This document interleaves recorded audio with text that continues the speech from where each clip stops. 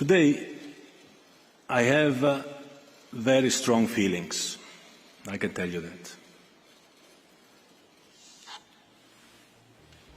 Today I feel It's coming home! It's coming home! It's coming home! It's coming home!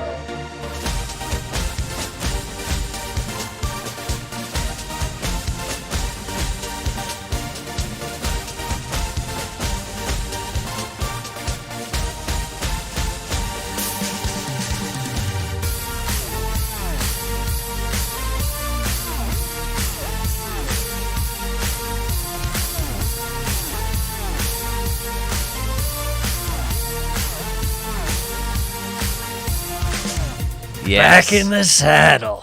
Yes. Wow, we're back. Round 2, the plague has cursed the Premiership Perusal podcast. Hank For Sam. had the Now Hank, the plague, a.k.a. Hugh. aka Hugh. It really knocked him down, just like it knocked me down. Yeah, brutal. And now we're just out here trying to survive in the frozen tundra. Yeah, oh my gosh. That is the Midwest of the United States of America. If you ever think that you're blessed to live where you are and you're living in Minnesota, have a second thought about it when it's minus 35-degree wind chill. Yeah, it's Maybe check your pride. people Like, shouldn't where- live here. Yeah. it's a insult in the face of humanity. When you're just standing out there for even 5 seconds and you just get a blast of soul-piercing wind and you just Yeah. question your Yeah. existence, you don't Exactly. want. Yeah, I don't want it. Exactly. So we got the wrap up of the World Cup. Of course, everyone saw the big game, but we're just gonna. What were we at? We were at the semis? Or right before? No, we had the England-France game. Yes, England, France. We were on the cusp of it. I had a bad feeling. I predicted France winning 2-1, I believe, or 2-0. Yeah, One I of just...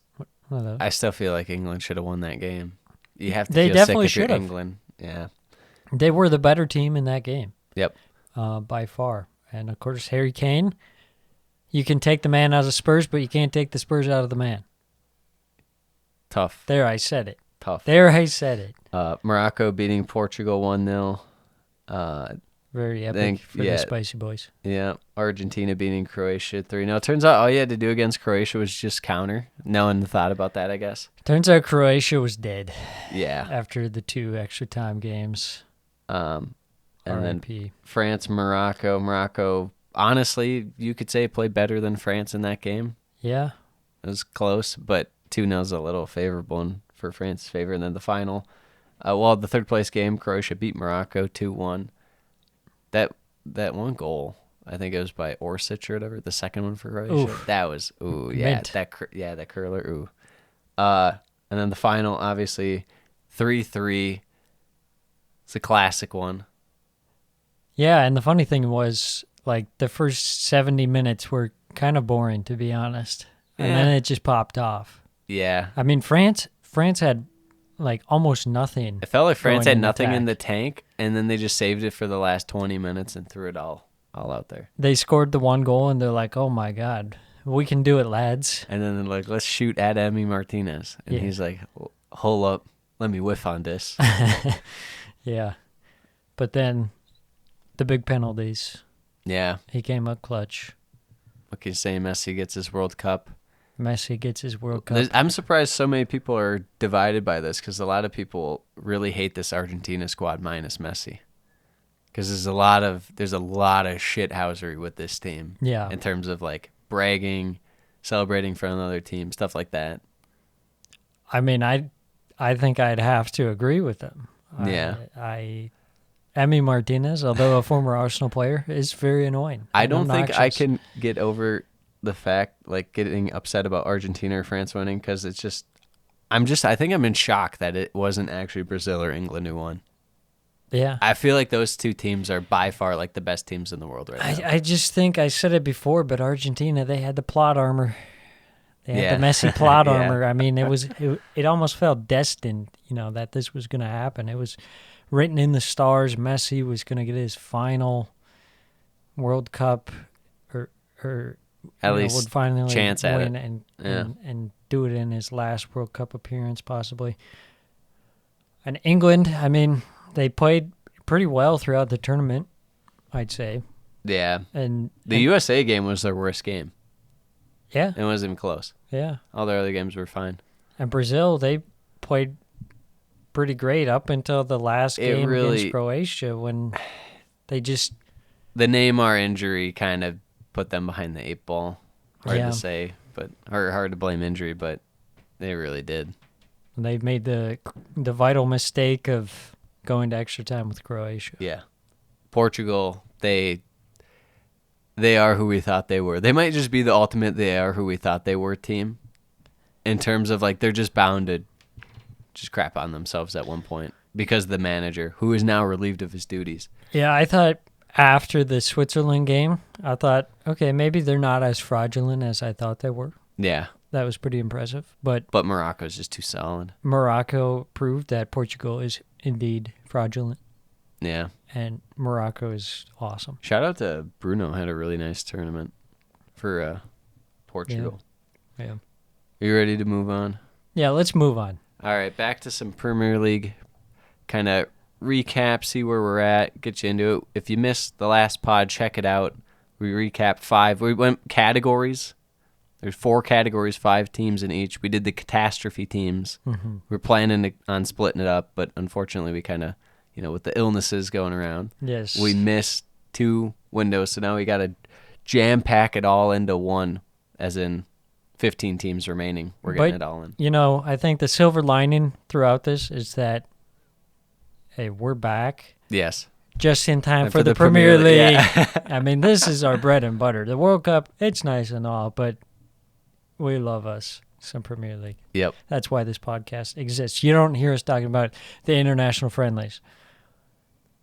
Except if the U.S. loses or something, Sam's got to call out Greg Berhalter. Yeah, that's true. He's fraudulent. All right. Let's get to it. Let's get to the second group. Exuberance, euphoric group. We'll start off with the first team in this group. It's the team atop the table. The Arsenal. Position first place. The why. Why are they so exuberant, Sam? Why are they euphoric? I'm telling you, team attack is absolutely fantastic. And Super Mick, he has it going for him. It's clicking. Yeah, I think, first off, the chemistry in the team is something I haven't seen for quite some time, if ever. Couple that with the level of talent that's in the team, it's the best team they've had in a very long time. Some great additions. Gabby Jesus has been very good. Odegaard, he was a steal of a deal. I mean, what can you say? He's been amazing. Granit Xhaka has kind of revitalized his career in a newer attacking position. The center backs have been excellent. William Saliba has slotted in perfectly. Yes. But looking forward, possible downfalls. Yes. The big one, Gabby Jesus, injured, out for a couple months. Not to mention we've seen injuries strike Arsenal before. We haven't even really seen much of Smith Rowe this year because he started off the year hurt. Yeah. It feels like there's always an injury cloud kind of plaguing the club over the last handful of years. Not to mention the most injured fullbacks in all of the league, That's with a why- combination of Tierney, Zinchenko, and Tomiyasu. Yeah, that's why you're not allowed to sell Cedric to Fulham. Yeah, exactly. I agree. Some key stats for them that I kind of noted. I mean, second best attack by virtually every metrics. Opponent's lowest total passes that led to a shot. I mean, that just goes to show you the work rate of the midfield in terms of getting back, but mainly how locked down that defense is. And, I mean, what I did for a lot of these teams is I kind of went through and picked out like 5 guys where it's like they're constant starters, and I just want to see how they compare to guys around the other Premier League and even around European leagues. And Xhaka's stats are like wild, the echelon he's in terms of like passing, goal creating actions, shot creating actions, stuff like that. It's wild. Yeah. Could he be up for Player of the Year? Or is it Arsenal's too loaded to where it can't happen? I don't think he's that glamorous of a player that he would get that. Sometimes people like to fawn over that. Sometimes, yeah. James Ward-Prowse. I mean, I think if he stays healthy throughout the whole season, I think there's a shelf for that. Okay. And they keep up the level, of course. Although I just said James Ward-Prowse, but James Ward-Prowse is more, he is the glamour, whereas he does the flashy things, and he does James not the Ward-Prowse not. He's is like the Hollywood. opposite. Yeah. What's your question for Arsenal? My question is the obvious one. Can Eddie Nketiah fill in the gap for Gabby Jesus? Well, he is injured. Does Martinelli get time Yes. up front? Yeah. And do they opt to panic buy in the winter window? I think they're going to throw Martinelli up top, and then that kind of creates a what do you do about the wide position, because Martinelli's been so good for him out wide. Yeah. Yeah, it's kind of hard to see how you would replace Martinelli on the left-hand side if you try and throw like Fabio Vieira and just have like a wide midfield. Yeah, / he's roaming around, kind of coming back too. And Yeah, I think the hope was that Smith Rowe would be a little further along in his recovery, but I don't think he's even started to train yet, so he's probably still a good month out. what about super utility man Mohamed El Neni? Winger El Neni. Yep. Let's go. Is there any way you guys can bring back like Gervinho? Oh, See out there? man. What's he, like 40 now? Yeah, I think so. He's out there. How about buying Ollie Giroud in the winter window? No. Wouldn't that be a meme? He's Chelsea legend through He's and blue until he dies. Yeah, him Keep him and, off the team. Him and Aubameyang, they're back and they're blue. Ugh, yeah. Likelihood Arsenal stays hot on a scale 1 to 10. I think it's going to be really tough I give without it an 8. Gabby Jesus. He just does so much work up front Yeah. and a lot of dirty work, a lot of physical battles with center backs, creating space for other players. And I'm not sure if Eddie Nketiah will be up to that level. We've seen last year, flashes flash of in the him, pan. Yeah, it's hard to tell. but there's also been times where it's just like super disappointing and he looks like he doesn't really care. I would say chances that they stay at the level they were at, Yeah. maybe like a 6. Okay. I'm still going to give it an 8. You're I believe in it. optimistic. I have the experience of pain with Arsenal. So That's fair. Moving on. Man City, second in the exuberant group. Position, second. The Y, my boy Erlings. He's unstoppable. Kevin De Bruyne also playing fantastic this year as well. I think another key thing that people don't really talk enough about will be that world-class, kind of like any center back pairing they have really at this point that they throw out there, just really high level. What do you think a downfall could be for City? I think they're going to have to manage Holland throughout this winter period because so far the fixtures haven't been too congested, but Yeah. now going into this upcoming month or two, it's going to be really crazy. And obviously he's had a lot of injury problems in the past, so how do they choose to rotate him? One important thing that you'll see is more time for Julian Alvarez, who we got to see more of at the World Cup. And I mean, you could tell even as soon as this guy was in like the, you don't want to judge things off one game because that's how you get people who think Nunez is better than Holland. But you could tell right away, even from like the Community Shield, this guy's going to be really solid for them. And now after seeing the World Cup, you know he's going to be really, really good. Yeah, I think having him will be huge. Just having that great secondary option in case Holland goes down, but also he's not going to be able to play every game. Absolutely, absolutely. I think one thing we have to focus on too is just like the potential lackadaisical / kind of focus more on the UCL than the Premier League. It's hard to repeat as Premier League champions constantly, no matter how much money you put in the team, no matter how high level the players are. It's just you kind of, you know, and the thing with Man City will always be the Champions League. Can they ever get it done in the Champions League? Yeah, the Champions League is like the white whale. Yeah. For City. They've won everything else, but not the Champions League yet. So I think if they start to get farther into that competition, you might see some some blips in their performances. Yes. in the Premier League. Likelihood they stay as hot as they are right now, 1 to 10. I'd say like a solid 9. I was going to say 9. I mean, they're a machine. Yeah. They have so much depth. Not to mention, they've already had like 1 or 2 random blips. It's like there's not going to be much more than like Yeah. 2 to 4 in the second half of the year, 2 to 5. So, And I think the level of the top tier teams is lower this year, too. okay, I'm going to So need you to apologize to the next team we have coming I up. think they have less competition. Overall. Let's talk about their competition. Yes. It's another team near the top of the table that's high in the exuberance group. Mm-hmm. It's Newcastle United. 3rd spot in the table, Sam. Truly euphoric. The why. Eddie Howe's men. Eddie Howe's bad. He's taken this team. He said, okay, here are a few guys we can work with going forward out of this disheveled team. Mm-hmm. And then we're going to patch up the pieces with some great quality talent.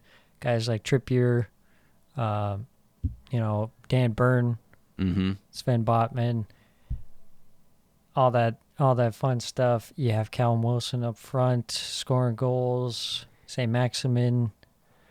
Yeah, I think the In and main thing out. about their deals that they did, it's hard to ever see, like, what team would Kieran Trippier not fit into? What team would Bruno Guimaraes not fit into, like, Yeah. in terms of play style? They got really good players that can kind of mold with anything. Mm-hmm. So they got real permeable guys in terms of they can fit any mold. They can kind of complement the guys that you have right now that are good. And I mean, they've only kept adding in terms of getting Isak and Pope and, like you're saying, Botman. And not to mention, you got Miguel Almiron, who's Oh, we'll get to that. setting the world on fire. Yeah. Trippier and Almiron both up for Player of the Year, pretty much, and their midfield still strong as ever. The reclamation project that is Joelinton, Yes. legend. What could be their potential downfall? Well, expecting Almiron to continue his world-beating form, I don't think you can rely on that. But Yeah, apologize to not only Newcastle, but Paraguay while Yes. you're at it. Yes, I'm sorry to all you Paraguayans, but it'll be interesting to see how the rest of the attack, Callum Wilson, Isak, who was out for a while with the Mhm. injuries, and just see how those guys do. St. Maximin, another one, Same man. started off well, Oh, had some no way. injuries, but they kind of just kept going without him. Yeah, no, It seems like, this feels like a machine too. Not yeah, as strong as City and Arsenal, but it feels like they have the guys that can replace Mhm. and plug in and stuff, and they've got a lot of solid contributions out of guys like Willock and Longstaff too. Yeah, this for year sure. especially. So, yeah. What are the likelihood Newcastle stays hot?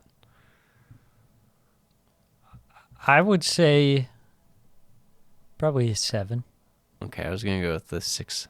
6, yeah. We're around the same ballpark. I think something helps. They don't have any European competitions. That's true.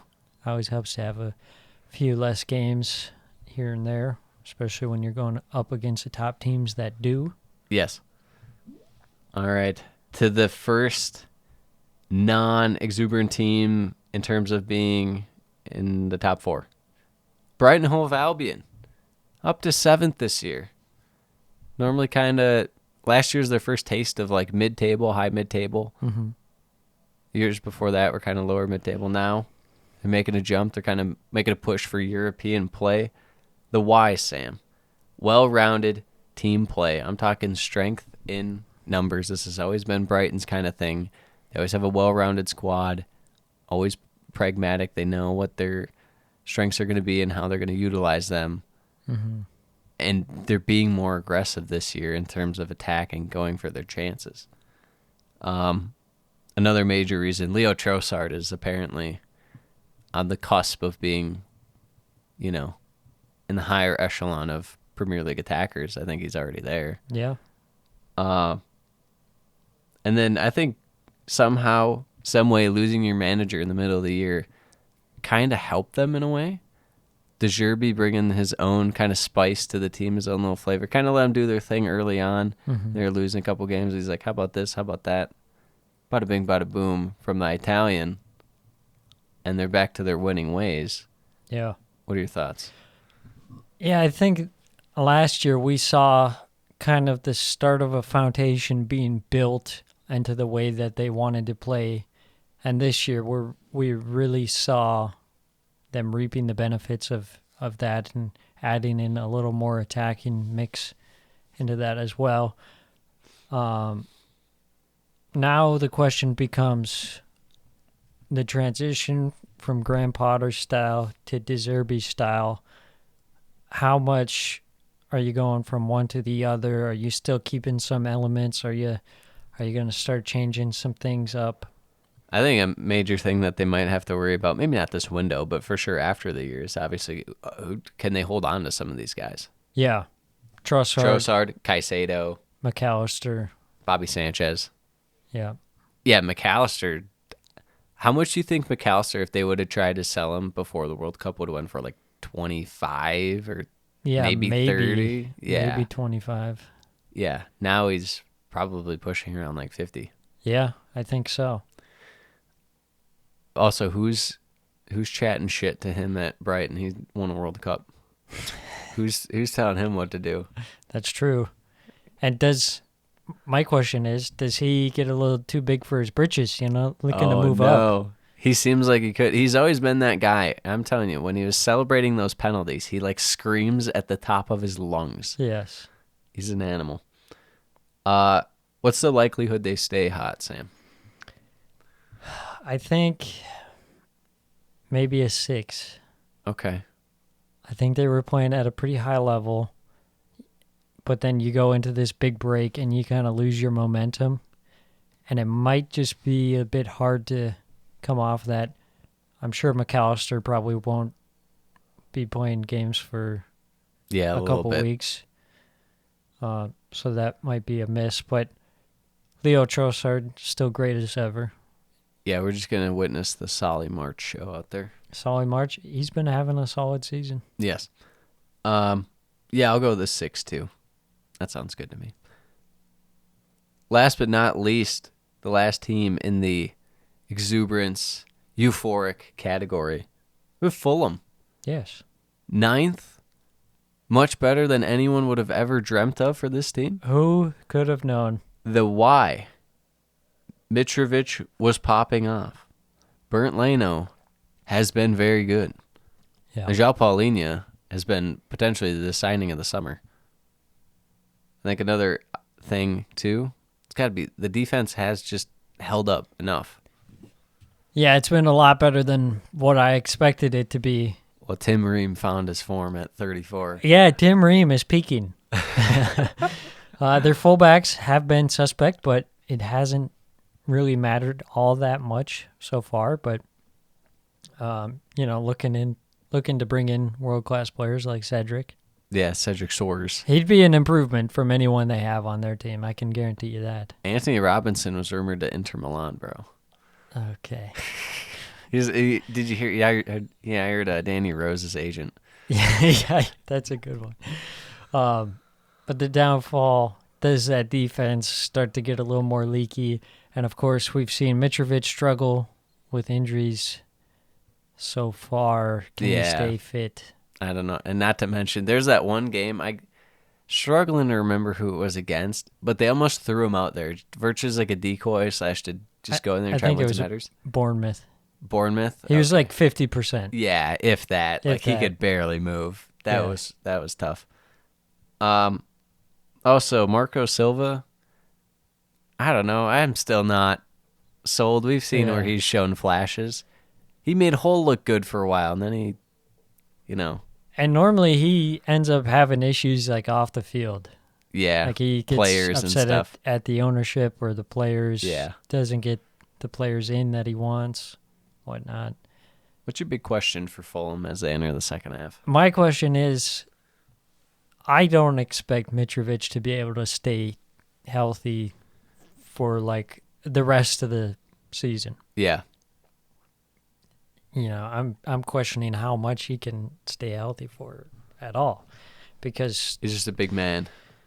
it hasn't looked great so far. And my question is, who, if anyone, can step up to be a secondary goal scorer and obviously not completely replace Mitrovic, but at least contribute some goals to the team? Because I don't think it's Carlos Vinicius.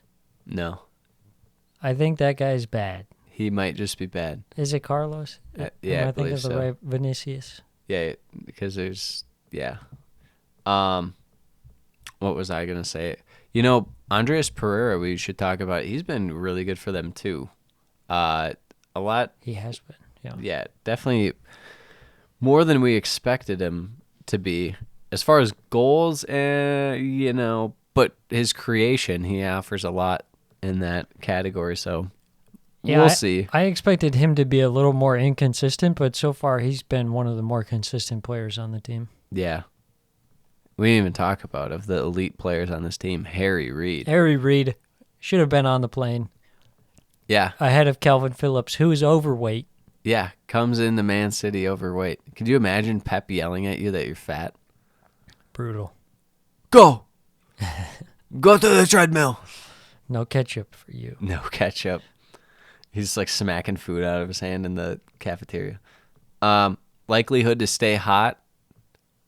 I'll be optimistic, and I think a 5 is optimistic. I'm going to say 3. Yeah. I just don't see it. Right now, it feels like everything is like glued together with a glue stick. Yeah. And one by one, it'll just all fall apart. I could see it. Let's move on to our next category of teams. Up in the air, to be determined. So this group is they're hanging around in terms of what their preseason goal was, but this second half of the year, there's still a lot on the line, and it could completely change the trajectory of whether or not they meet their preseason goals, where they thought they would finish and whatnot. Mm-hmm. I think the poster child for this is definitely Manchester United. 5th right now. The why. What have been the successes so far? New signings have made instant impacts. Sandro Martinez has been a massive revelation for them after starting off very slow with Erik Ten Hag misusing him for whatever reason. Mm-hmm. Eriksen has been very good. Casemiro, obviously, they needed a defensive-minded midfielder for so long, and they finally brought one in. Mm-hmm. There's just a whole lot of smart signings. I guess, they still paid a bunch for these guys, but still, it's their needs. Yeah. Yeah, I think a player that kind of fits into this category too is Antony. Yeah. I mean, he's had his moments, but I wouldn't say he's been a good signing so far for the price. Yeah, I would say if you had to power rank the signings, you'd probably go Casemiro 1. A lot of people probably say Martinez 1. I'd go Casemiro 1, Martinez 2, Eriksen 3. Yeah. And then you go Anthony 4. Am I missing anyone? They have a 5th guy? The fullback from Ajax. Oh, Malacia. Malacia. I kept wanting to say Martial. He's not bad, and they didn't pay that much for him, so he might even be slightly above Anthony for me. But for whatever reason, I felt like he was playing fine, and then he just then stopped he just playing. got dropped. Yeah, it was weird. I thought so too. But yeah, no, I would say Anthony's probably been their worst. But it doesn't matter that they spent $100 million on Anthony. You know why? Because they have Marcus Rashford out of nowhere. The resurrection of Rashford. No one expected that. No one. Not me, not you, not listening, not even your mother expected Marcus Rashford to come out of nowhere and start popping off again. Crazy. And also Ten Hag for the good and the bad in terms of the why they're here. The bad was shown very early, and the good has been shown throughout, but also the bad keeps popping its ugly head up every once in a while. Yeah. To say the least. Like, was it the last game they played? The Villa game? Mm-hmm. Yeah, let me get a quick rotation in here real quick so we could lose 3-0 at Villa. Yeah, gave up 2 early goals right off the bat. Yeah, that kind of plays into my question. Is Erik Ten Hag the real deal, or will he end up like the rest periods of good followed by downfall. And I think a lot of people are quickly like, oh, yeah, he's the savior. But that's been said before, Yeah. about Ranić, about Oh, God, Ranić. Solskjaer. Yeah, I would It's say like- mainly Ole and Jose. But even Jose, I would say, was about as close to savior of this club as you could get. Yeah, 100%. But you have guys like Ole who they had like really good runs of form, and you think, oh, this is where it turns around. This is Yeah. where United gets back to where they were. But then it ends up just ending in disarray, Mm-hmm. and they're back to where they started. So I'm not going to be like saying Ten Hag is the savior quite yet. Yeah. What do you think will change from what has happened in this first half with United from what you've seen? What would you bet will more than likely change? Whether it's a drop-off in form, maybe the use of a player more, kind of getting featured more, or what do you think is going to Well, be different? now they have Ronaldo and his drama off the team. Yeah. I think that could help the team chemistry, Mm-hmm. some cohesion. Probably going to be bringing in Gakpo.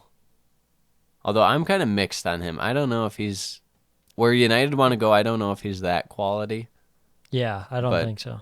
Yeah. And I think it'd probably be an overpay. I think he'll. I mean, he is young, so it's hard to say, but I think he'll be like slightly above like Ollie Watkins territory, maybe a little better than that. Yeah, I was thinking like somewhere mid-tier. Yeah, he might just end up being more like Tottenham tier, Yeah. but we'll see.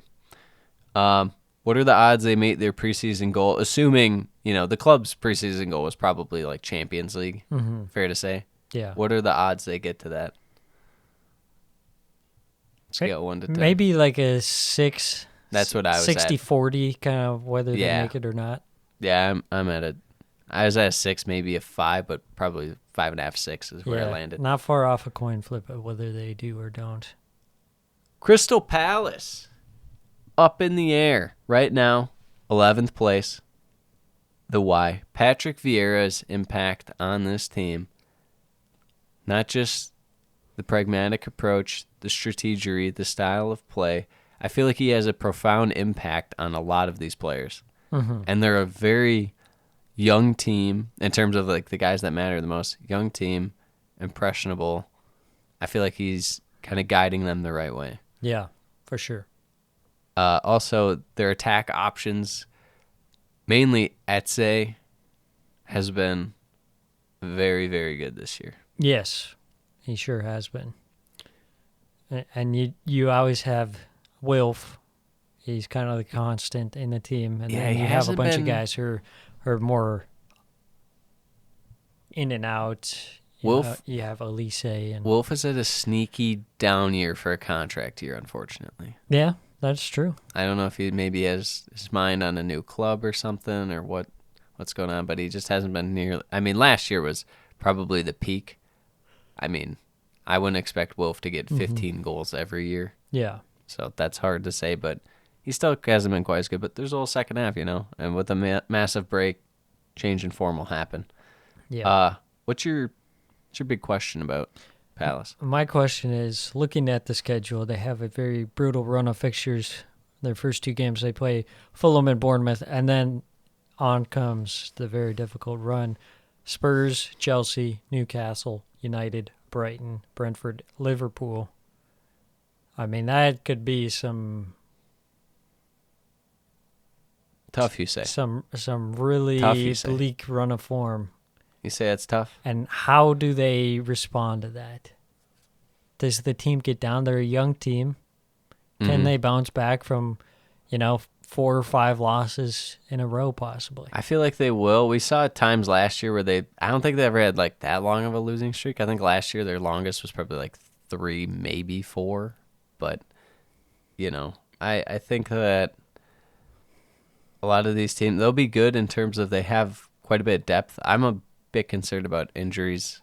We've always seen a couple of their guys have injury problems, whether it be more freak injuries than just like injury prone ones. But, yeah, that is a horrible run. Oh my gosh.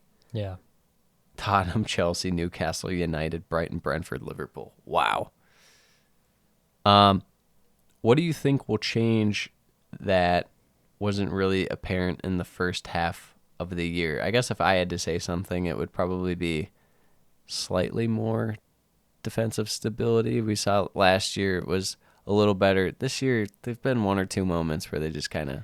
Yeah, I think Gahey has looked a bit worse than he did last year. Yeah. He just kind of gets caught out and has been making mistakes for whatever reason.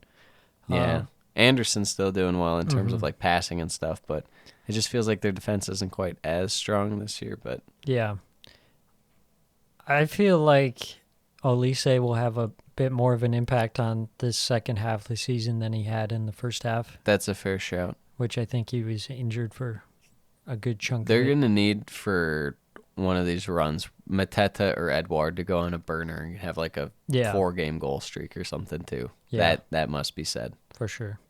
Not really a thing that will change, but a thing that they should just like keep up is Doucouré was playing really well for them, and I think will be a vital part of their second half push. Yeah, there's a big drop-off between him and Milivojevic.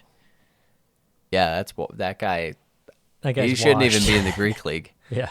He should be nowhere. Should be in like the Cyprus The league. Turkish third division Yeah. with Dele Alli.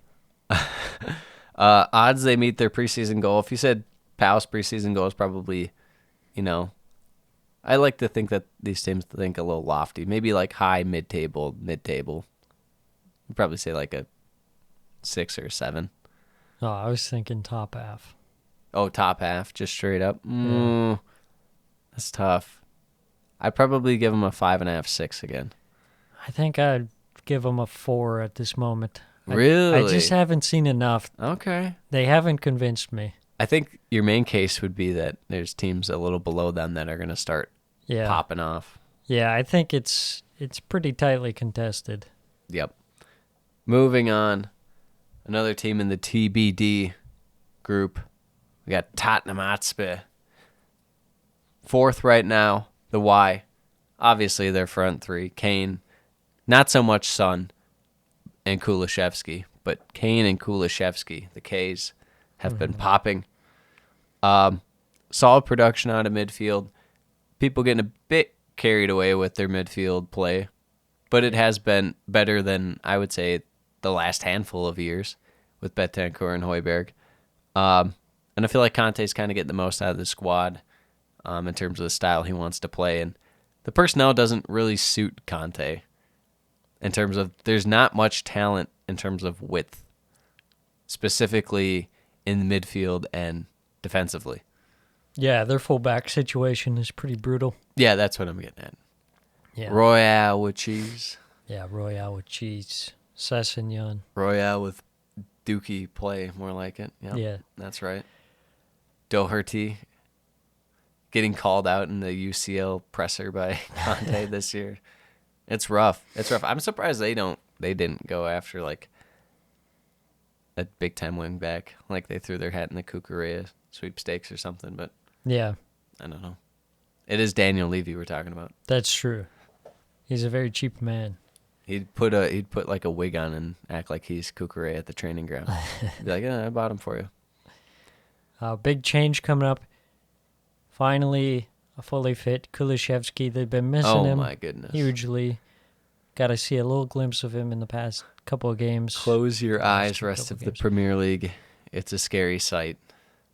And my question for them, will they be able to capitalize on an easy festive period / January? They kind of got the opposite of the Crystal Palace. They got some easy games, some winnable games. Can they go on a good run of form when you have all these games back to back to back? When you win a bunch, knock them all out. Next That's thing where you know, they- you could be in a pretty good spot. That's where they make their bread. It's not the big games. Yeah. It's the small games. Odds they make their preseason goal of UCL football. I'd say 9. You think they make top 4 that easily? I think so. Okay. I wouldn't say a 9. I'd say like a 7.5. Okay.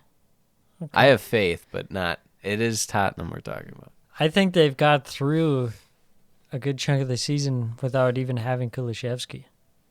Yeah. And now they got him, so... What if Kane goes down? Well, that can't be ruled out. Ring, ring, ring, ring. Vincent Janssen. Vincent Janssen. Fernando Llorente. Yeah. Hello. I think the main thing you would say for why you have to have faith is Son can't be that bad as he was in the first half. And don't kid That's yourself. true. He was bad. No matter what a Tottenham fan tries to tell you, oh, he had a hat trick against Leicester. Ah! He scored a hat trick after Leicester gave up. Yeah, congratulations. But no, I do feel good about them finishing top four. The fourth team, I believe fourth team in this. Yes, the fourth team, Brentford, sitting in 10th right now. The why? Hard to explain, really. Ivan Toney's goal production. One man. And I think that might be it. I don't know. We went over this before the World Cup, and we were talking about most random team. Sam, you were fully on board, and then I had to walk you through the fixtures and stuff. Yeah. They are quite randomly. They're quite frankly the most random team in terms of what you're gonna get. Yes, very inconsistent so far. I feel like they're kind of up there with Crystal Palace. It's like we don't really know, like what the deal is. True, but I feel better about Palace because I think they have a slight bit more talent. Yes, I Brentford, agree. as good as they can be at times, it will always just semi feel like smoke and mirrors. Yes. I hate to say it, but it does. Yeah, it always feels like they get the most out of the team. You know, the group of individuals combined equal more as a team. Yeah, they're than they definitely do. a strength and numbers kind of team, but they right now are relying on one man, and he is also he's been gambling for a while. He's on He's Santa's a gambling man. naughty list. He's a gambling man. I was born a gambling He man. didn't hear Kenny Rogers' song. Gotta know when to hold 'em. Know when to fold 'em. Know when to walk away. Yeah, there you go. Know when to run. Uh, You don't count your money You sing when the you're whole sitting song. at the table. Yeah, I mean, it's in all seriousness, I mean, he's going to get a ban. It's just a matter of when, not if. Yeah, that's the real question is like, when does this And how long is it going to be? go into It's effect? Yeah. could jeopardize his move to a big club. People are talking about him missing the World Cup. It's like, oh. Yeah. I think there's a decent chance that he's out for the rest of the season. Yeah, I would say so. Odds to meet their preseason goal, probably mid-table / push for top half. Maybe. I mean, they finished 16th last year. They're probably just like finish high bottom of the table. Yeah. I think they can finish. Let's put it like this. Do you think they can finish 11th? No. How do you No. feel about that? No. 0. 0. No. Well, they're 10th right now. That's yeah, why I they asked. are, and no. I'll give them a Brian 3. Mbumo and Johan Wissa. Yes, every Wissa. game. I trust Wissa. He scores when I need Brentford to score. I'll give him a 3. Okay. I think there's a good chance that Thomas Frank is out by the end of the season. Oh, Spicy, bold take. there we go. That's what we're here for. Let's move on to the last team in this category. Aston Villa, currently sitting in 12th. The why? The why, Sam? You know why. Good evening. Good evening. No Stevie G. They got It's the stink. Unai Emery. Yeah, the stink is The out. Scousers stink. He's gone.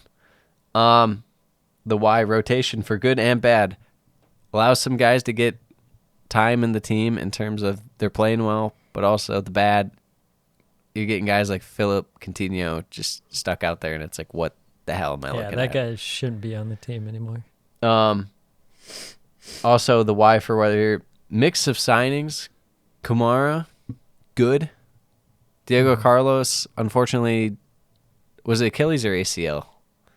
I forget. I think it was Lower body. Achilles. Yeah, lower body sure. injury. Tough to say. So the signings, not great, not bad, but There's a lot of money tied up. Yes, exactly. That's the thing for especially for where they're at. So, what's going to change, Sam? What's going to change the vibes of the club? They could be the new Vibes FC. Really? They could be the new Vibes FC. The Ooh. throne is vacant. There's going to be the interim title fight. I don't see know. who I the new think Vibes it's. FC I think is. right now it's Arsenal's Vibes FC, but it's like, once a UFC fighter wins like 3 or 4 as champion, and then people are like, "Is he unstoppable, undefeated?" And then he loses the next one. Yep. That's kind of where Arsenal. They're kind of towards the back half of their Yeah. title run as Vibes FC, and they're looking to be taken. They're over, going to but get who's- Ronda Rousey, where someone's going to pop up and make him look like a right fool. You're like, Ronda Rousey, she was never a good fighter in the first place. Wow. We thought she was the GOAT. That's just how these things go. The Sam's- GOAT Sam's- of vibes. Sam's branching off as UFC podcast. I'll be branching Yes. off in my own Japanese wrestling podcast. We'll The have a sumo wrestler. yes. What's your main question for Aston Villa? I think my question is, can they get Danny Ings and Ollie Watkins going at the same time? I hate it so much that they don't use those guys. I think that's why I love Dean Smith, Yeah. because he constantly used them together. Dean Smith on the hot seat at Norwich. And then my other question, how long before Emi Martinez is looking to leave? And I think it's already started. His Yeah. agent has already been talking about trying to get him to like a UCL club. If you can get him sell him for 15 mil, that'd be nice. Some 15 mil. I'm sure some team would pay like 30 mil at least. Yeah, I know, but I'm just saying, Maybe I set even the bar more. low, but Villa, Panic buy 40 mil. oh my goodness. Someone will do it. Someone will do it. It's gonna They're be crazy. Chelsea. And then you got Emi Martinez. Very mediocre self. The fact that, I mean, how much does he really care about Aston Villa? It's one of those, the thing with him is, and you see this, I don't know, you don't see a ton with Premier League. You see a lot with like other stuff, but you see a lot with like, say, American fantasy football, where it's like you go in the drafts next year, but it'll be like a guy does well, and then you go in the draft next year and you're like, well, that guy wasn't all that great, but he did pop off for a little bit. You take him with a high pick, and he does terrible. Mm-hmm. Call him the Kenny Drake. Oof. Uh, Too soon.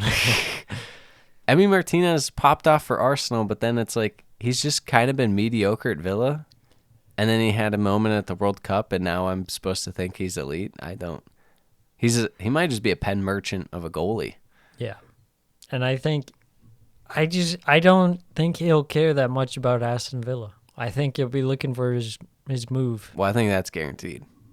And he's the type of guy who If very you're telling selfish. me Villa is stuck with Robin Olsen or whatever his name is, in that I don't feel good about their prospects. I going heard forward. he's hurt. So they got some third choice 19-year-old that's going to be between the pipes. I'm gonna say it. I think I'd feel better taking my chance with some random guy than Robin Olsen. Well, I guess we'll see pretty soon. Come Monday or You know what Villa needs? They need to get Manny Fernandez from let's go. what's his Brentford. That guy who filled in last year. Manny Fernandez. What are the odds they meet their preseason goal, which I would assume was Europa Conference League? At least. Yeah. What are the odds they get to 8th? Suppose they could go on a run, but I feel like if I'm being optimistic, I give it like a 6.5, 6. But I'm gonna be grounded in reality and say a 4.5, 5. I'll go I was with a going 5. to say 5. Yeah. All right. Final, Is this the last group? final group. The What Are We Doing group. Truly the enigmas of the Premier League. We don't know what they are. We don't understand these clubs. Yeah, who they are, what they are, why they are. It's like you got to be kidding me with some of the stuff that you're doing. Let's start off. Number 1, Southampton. Position 19th. How are they here? Their play is very bad. Mainly their passing is absolutely terrible. Yeah, it's got to be like the worst in the league. It is. Their attacking presence, they're kind of like Wolves in a sense, in terms of they have a lot of guys that can dribble and stuff, but they don't have guys that are taking shots for whatever reason. Yeah. And it's weird because Che Adams striker. He just feels like he's out of confidence, out of form. 100%. He just needs to see the ball go in a couple times and maybe get back to rolling. Armstrong, it might just not be there for him, but I do kind of like the aspect he has of like when he's on the ball or in space running. Yeah. They can't really get much out of a couple other guys that they have, but you know, it's hard because they're a younger team, and I mean that's where we get to the plan. What is the plan, Sam? The plan, the youth movement. They bought 4 guys from Man City, Yeah, and that's Terrific what academy. They were gonna go for. At times, it's looked decent. Lavia had a good spell before he got hurt. The old center back that I have forgotten his bottle of ketchup. Bottle of ketchup. Thank you. How could I forget bottle of ketchup? Yes. Yeah, he's been pretty solid. Bazunu has looked all right. He hasn't looked out of place, I would say. It's mainly just their defense isn't very good, so it's going to leave them exposed a lot. But yeah. What's your main question about Southampton? Now they got Nathan Jones, who feels like a very, very like Burnley, Stoke-esque type manager. Yeah. And he's coming in there. How does that work with youth players? That seems more suited to having like veteran players. Yes. That 1,000%. are more willing to be like disciplined and rigid. Yeah. And We'll be like, see. okay, yeah, I'll just defend for like 85 minutes. I think Nathan Jones will do pretty solid for Southampton. I don't know if he'll make it through all of next year. I don't think he's like a long-term guy. Yeah. For them, we'll see. But, yeah, I agree in terms of he's kind of a grit and grind kind of guy in that you don't think of that when Southampton's buying these kind of young, flashy guys. You don't think that really Seems a bit work all that well. contradictory. Yeah, you'd think so. What are the odds they figure it out, Sam? AKA pretty much just stay up. I would say like a 2 to 3. Really? They're so bad. I have some faith. You always keep the faith. Yeah. I'm not sure I have the faith. I will go the 5.5. They hurt my eyes. Talk about hurt our, not only our eyes, but our hearts. We had so much faith in this team. Everton, 17th. We predicted them to go down at the start of the year, and then we had to change it just back to what we originally said, which was like 15th or something like that. The how they're here. Solid midfield and defense. The only thing really keeping them from being in the drop zone is Alex Iwobi. The emergence of the elite runner and passer, Alex Iwobi. I would say Alex Iwobi and their center back pairing, Connor Cody and Tarkovsky, have been very solid. Yeah, the main thing is that striker position is desolate. Oh man, it's a real black hole. Neil Maupay, why would you buy that guy? He can't score. They're talking about, I think the funny thing is they're talking about getting a replacement for Calvert-Lewin. They're like, yeah, we just can't trust his health, we're going to have to look kind of and see what we can find. It's like you just spent 15 mil on a guy. Yeah. It was just a waste, really. I mean, that was like a stopgap, but... Stopgap for what? For Solomon Rondon to leave the team so he could take Solomon Rondon's spot? I mean, the Cenk Tosin role? Calvert-Lewin, I think at this point, I don't think he can stay healthy. No. I think he's almost like a... I think he's not even like Danny Welbeck, because Danny Welbeck, when he plays, at least he's decent. Yeah, well, Danny Welbeck is a legend of the game. He is. Love that guy. Yeah. What's the plan, Sam? The plan is that somehow they can score goals, because that's the huge issue. I mean, otherwise they're pretty solid. I think they have to just rely on Anthony Gordon. Yeah, and I don't want to be there. That's been the weird thing, is that he hasn't played much of a role in this team. Yeah, he did kind of early, and then it fell off a bit. Missed out on the move to Chelsea. Yeah, I know. The move that only he thought he could get, and no one else thought. Everton didn't want it. Chelsea didn't want it. No one else wanted it except for him. And we're like, not a chance, bud. Yeah, it just feels like they don't have any semblance of kind of goal scores. And it's Really tough. What I always say about bad teams, can I at least envision you scoring? It's hard for me to envision Everton scoring. Yeah. Where does it come from? I mean, Dwight McNeil, he's not scoring goals. No, he has one in the last 3 seasons. Yeah. Sam, what's your question with Everton? My question is, has Frank Lampard lost the dressing room / how soon will the fans turn on him?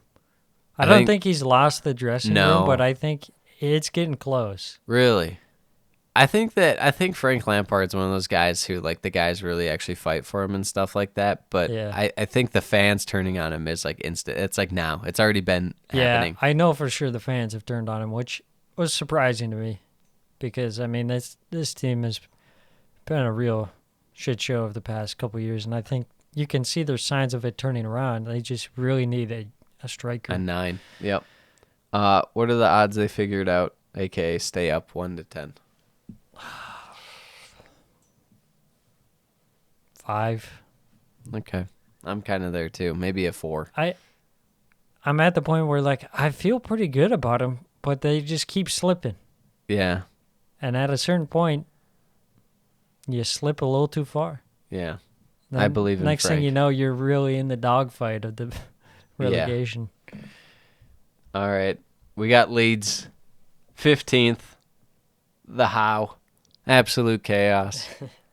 You're getting good production out of signings. I will say that they spent the Rafinha money. They spent the Calvert-Lewin Phillips. Calvin Phillips money very well.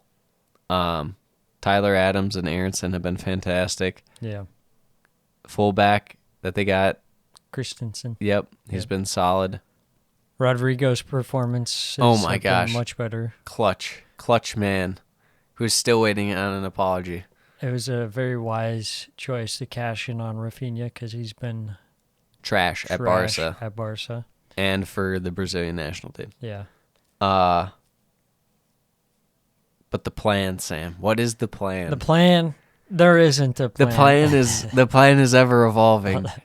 Therefore, there is actually no state of a plan. Nah, here's what the plan is. The plan is for them to run and press really hard in the first half, and then the second half they come out pretty flat. Well, that's what they do. I don't think that's the plan. That's just what they do. If that was the plan, then they'd execute it every game. I feel like the plan in terms of transfers and stuff is still to transition to more of a younger team. Yeah. I think they're kind of on the Crystal Palace path, but they're not just as aggressive as Palace was as far as the turnover. Yeah. But no, I do feel good about Leeds in terms of their attack. Their defense is still always just, I'd never feel good about that. So Their defense isn't good enough of itself, and then you combine it with the way that they play. yes, It just accentuates. yeah. In how a bad their vacuum, defense is. they don't have defensive talent, and then playing a press and being super aggressive with your midfield is going to expose your defense even more. Yeah. So your defense gets even worse than if it was just like a balanced team. Yeah. What's your question about Leeds? My question is, will they try to tighten the defense, or will they just continue to go for it, score 4 goals, Yes, and concede they will 5? they will be going for it, and they will be going for high scoring games. Yeah. I think they I need honestly, a solid center back to bring in. yeah. You know what's weird? I think I like Leeds' scouting department or their board. I feel like they do a really good job in terms of these guys that I've seen them bring in over the years. Mm-hmm. And it's just something with getting the right manager or something. But it's like they have just a little too much faith in some of the Bielsa guys that carried over. Still, Here's who they need to sign. Cameron Carter-Vickers. Wow. Is that not the most perfect signing? You got Get the Jesse American. Marsh bringing in the American. He's been playing well for Celtic. Do it. Do it. Do it. Match made in heaven. Will they figure it out? Scale 1 to 10. I give them a 5. I was going to say 6. Okay, Just you feel because they good can about 'em. score goals. Yeah, that's fair. That's fair. And some of these other teams can't score goals. You know what I'm gonna like about watching Leeds? They actually use Brendan Aronson a lot more than Craig Berhalter. Oh, don't get me. Yeah. Why was Brendan Aronson not playing the whole time? Because. Let's move on to the next team. Is this second to last team? Second to last team. We got Bournemouth. If they stayed up a little higher where they were, they would have been in the euphoric category. But unfortunately, 14th. You can't be euphoric about that. Yeah. The How. Constantly catching teams off, wildly attacking in terms of attack efficiency. Mm-hmm. Their defense is held up enough. Neto's been a very nice signing and goal. Yeah, I'm not sure what his status is. I know he was injured for the last game or so. Not sure the severity of that. But yeah, he has been pretty solid in net, made some huge saves. And then you got guys like Big Dom Solanke. Yes. Absolute clutch. How can you not love these guys on Bournemouth right here? You got Phil Bill, who's just been having a wonderful season under the radar, I would say. 100%. You got Gary O'Neill leading the charge, the fearless leader. Still inexplicable to fire Scott Parker, but yes. Yeah. The plan, get the ball in wide areas and look for Big Dom to make some magic happen. Big Keith. I think they should be looking Chief to utilize Big Keith more. Chief Kiefer Moore. Chief Keith. Put that on a T-shirt. Chief Keith. He's really talented, and I think he can fit in the system perfectly for Bournemouth. I think, their attack right now, third in goals per shot on target. I mean, they're clinical in terms of their finishing. Yeah. They get in the right spots and they execute. Your question is hiring Gary O'Neill full-time the correct decision? I don't know if it's the correct one. It's definitely not the wrong one, but I just can't help but feel like they'd be worse with Scott Parker. And I'll stand with that. They'd be worse with Scott? No, I can't help but feel like they wouldn't be worse. They wouldn't be Yes. worse. Yes. Yeah, I think that's fair. I mean, I think it seems like they have They one should've foot went- out the door with Scott Parker the whole time. Yeah, which is really strange. Yeah. It's like fully commit. He seems to be somewhat abrasive to people. That's why I like him. I mean, I love me some Gary O'Neill. What a lad. Top geezer. I always love when these random Anglo-Saxon fellows get thrown in there. as Last year, managers. it was our guy Mike Jackson. I mean, you love it because they're going toe to toe with freaking Pep Guardiola and the 2 billion pound squad, and then you got cheeky Bournemouth at the Vitality backing in 11K on a Tuesday. Yeah. And that's why we love the Premier League. Yes. Well, they figured out scale 1 to 10. I think they got a pretty good plan. I think so too. I like their squad. I give them a 6. Yeah. Maybe a 7. I think 6 is good. Last but not least, your club, Come on, you foxes. Leicester, That fox in that box. sitting 13th. The why? Defense really leaky. You're saying questionable mentality. I say the time has come. Jamie Vardy is no longer elite. Yes. He's injury prone. Sadly. Yeah. But also why they're hanging on. James Maddison is lining up a 75 to 80 million pound move to Chelsea James or Tottenham. Madison is playing out of his mind. Yes. Has been. Top player in the Premier League. Mm-hmm. But the how in terms of how it's gotten better to Tielemans, Harvey Barnes, they're kind of coming back on Dewsbury Hall. They're making it happen. I think the main thing is Wout Faes. Wout Faes. I was going to mention, hey, can we get a Wout? Wout. Come on. Wout Faes. I mean, he's like a young David Luiz. He single-handedly has turned their defense around. He sure has. Danny He's Ward what Suyanchu wishes he was. Danny Ward went from the worst keeper I've ever seen to now he's like playing like a top 5 keep. The I don't know, ultimate it's very zero to strange. hero. Yes. What's the plan? The plan, They don't need the ball. They don't need it. And I love it because this is some classic Leicester-style play. Hit on the counter, hit on the quick build-up. And it's not just hoofing the ball up. No. It's Turning him over. some really nice, you turn over the ball, and then you have some really nice spells of play, some quick passes, great movement. I think their movement off the ball is probably right up there with the best in the league. Very efficient with their scoring, Yes. and they've been a lot more solid in defense. What is your question for Leicester for the rest of the year? My question, can they pick it up where they left it off? They won 4 out of their last 5, only losing to City, and they only conceded 1 goal in those 5 games, and that 1 goal was to City. Yeah. I mean, Kevin De that's- Bruyne posting it. That's a great run of form. They're called the Foxes, but they should be called the Phoenixes because they were rising from the dead. Rising. Leicester City, Phoenix FC. Here's the thing in terms of their plan long term and kind of why they're in here as far as what are we doing. They still don't have a Vardy replacement. They're probably going to have to sell Madison in the summer. Tielemans will be gone on a free. Hey, it man. feels very strange in terms of this feels like this is a very short-term thing, yet they're not Yes. going to be playing for anything really because they're not. I don't think they're going to push for Europe. It's like, your last semester of high school. It's like you and the gang, one last go around Yeah. before we all head our separate ways.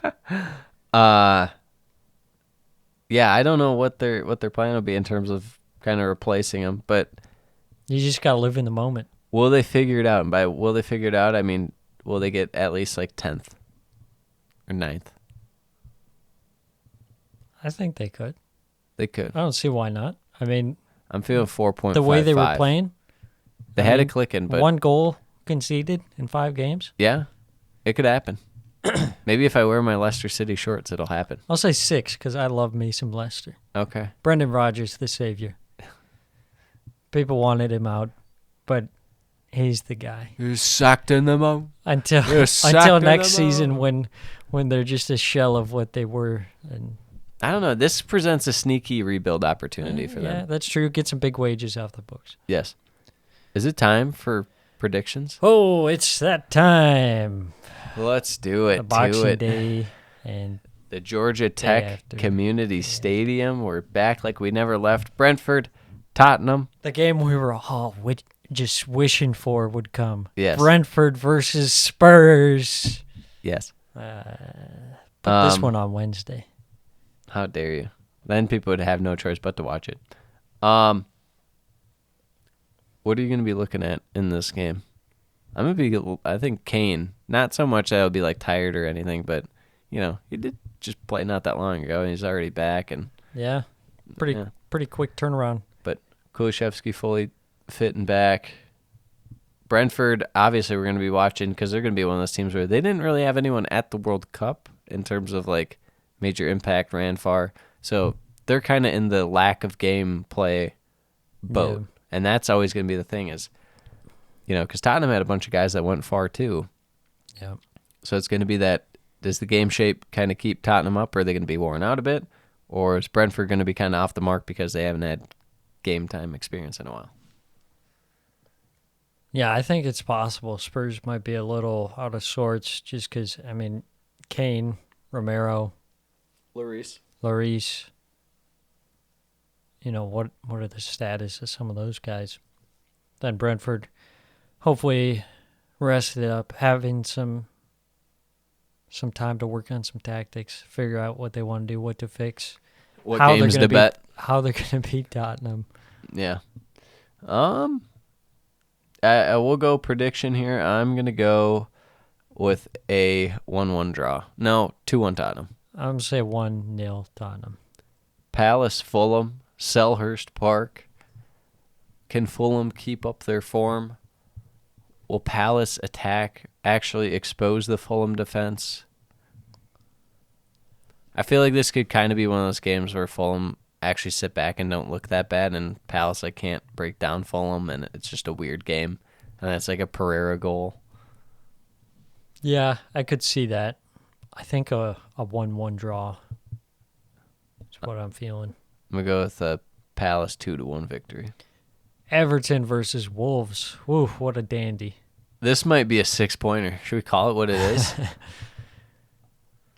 Now we're going to see Lopetegui had a month to work with his guys. Lopetegui. We should Some of his mention guys. about Wolves. Did we even have Wolves in, like, did I even put them in a category? Wolves were not. Oh, they were in the catastrophe one. Yeah. Okay, good. What was I going to say? Maybe getting Cunha from Atletico Madrid. Mm-hmm. I think that would at least provide someone who can score goals for you. So whether it costs you £50 million or what, but at least it's a guy who scores goals. Yeah. The Connor Cody derby. The Connor Cody derby. True. Um, I think both sides really need to win. yeah, it'll be interesting to see how Wolves play with Lopetegui. I really don't want to pick Everton because I remember that Bournemouth game, and that's just stuck in my mouth as far as taste. Yeah. I'm going to go with a 2-1 Wolves victory. Yeah, I'm going to say 2-0 Wolves. Leicester, Newcastle, King Power. KP, baby. Tough one for Leicester. You're talking about can they keep it up from what they were doing? True. But also not the easiest for Newcastle to be going into Leicester. They could underestimate them.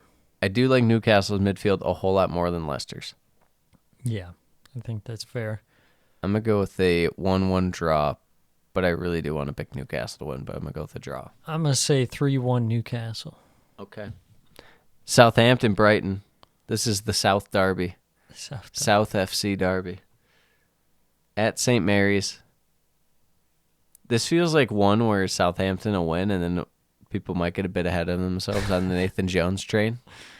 Yeah, probably no McAllister for Brighton. I'm going to say Southampton 2-1. I'm still feeling confident. I'm going to say 2-0 Brighton. Okay. Villa, Liverpool. At Villa Park. The Stevie G Memorial Derby. The CVG Memorial. The Christian Benteke Memorial.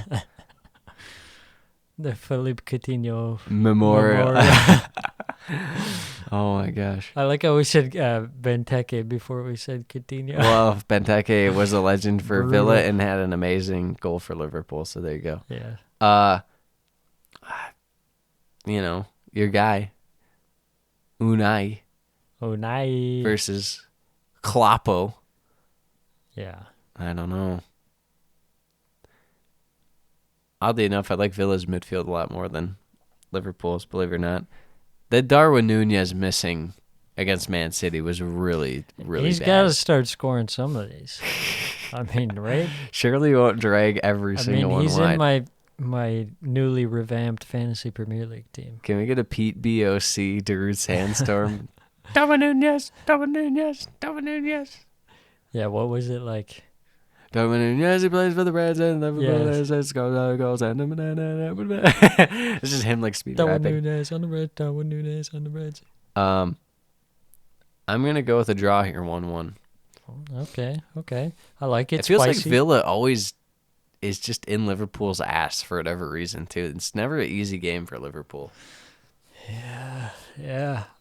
I'm gonna say, man, Liverpool has really struggled away too this season. I'm still gonna say 1-0 Liverpool. Okay. Arsenal West Ham at the Emirates. Feel like this one might be a little bit of a slower game. You got Moisey. Moise. Hasn't had the most exciting play style. And then you got Arsenal missing Gabby Jesus. I think it might be a 0-0. You're out of your skull. You are out of your skull. 3-1 Arsenal. Okay. Tuesday, it might be no. Tuesday, isn't it? Tuesday. Tuesday, isn't it? The mighty Chelsea Blues take on the mighty Bournemouth Cherries. Oh my gosh, this is set up for a Bournemouth. Just absolutely smacking Chelsea 2-1. Oh, man. Right across the face, just. That'd be great. I'd love it. Big Keith, Big Dom. Chief Keef and Big Dom. Chief Keef and Big Dom, man. That's a t-shirt. Chelsea, their defense can be exposed at times, to say the least. And Bournemouth, I wouldn't say counter, but they have very nice fast build-up play. I'm going to say a 2-2 draw. I'm going to say 1-0 Chelsea. Disagree. Chelsea clean sheet? Chelsea. Please. Please. Man U, Nottingham Forest. I never thought I would hate to see this game, but I really don't want to watch this game, I'll be quite frank. Yeah, I'm curious to see what Forest have to provide. Like, do they I have kind any of do, semblance of a but team? not against United. Yeah. United, it feels like this is just going to be a nice, clean-cut 2-0 victory. Yeah, I think that's... This feels like one where Ten Hag can steady the ship enough and tell his guys how to play correctly. The big thing I'll be looking forward to seeing is how do Forest line up? Did anyone fall into favor? Yeah. Okay, I like that. Did they figure something out? No, probably not. Probably not. Know. What's your prediction? I like 2-0 United. I Okay. think that's a good one. All right, Leeds, Man City, baby. Who you got? I mean, it's tempting to say like 6-0 City. But This, Erling like a Haaland is 6-2 getting or at something. least a hat trick. Yeah. He's from Leeds, you know that, right? Yeah, Like he grew up Yeah. in Norway and then, yeah. but he's born in Leeds. That's Yeah. why he's so wild. This feels, everyone in Leeds is a crazy person. I'm gonna go with let's do 6-2. 6-2. Yep, Rodrigo gets 2 goals. So we say, so it shall be. All right, what's your prediction for the week? My prediction for the week is that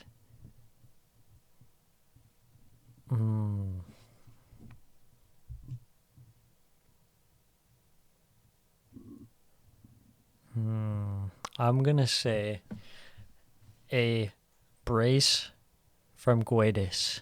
Wow, you know what? You can tell I'm really excited because I didn't pick any goalless draws. I refuse to believe that we're gonna get a boring game.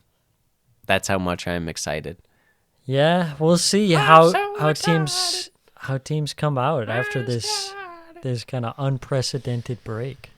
Yeah, I feel like one team is really gonna get shafted in terms of, like, they're gonna completely fall off a cliff. That was like all right. I mean the leading category is Bournemouth and Fulham, Yeah, and more than likely all eyes are looking at Fulham. yeah. But I didn't say that. All right. Anything else before we wrap up the pod? Tim Ream #1. That's all I got to say. Tim Ream Ballon d'Or. Thank you What very was that? much. What was that quote? I don't even know if it's real, but is that thing where it was like, Pep said if you weren't 35, you'd be on my team or something like that? Yeah, Hilarious. Yeah. All right. Tim Ream taking over the world. Until next time. Adios, mis amigos. Feliz Navidad. Merry Feliz Christmas. Navidad. Happy Boxing Feliz Day. Navidad.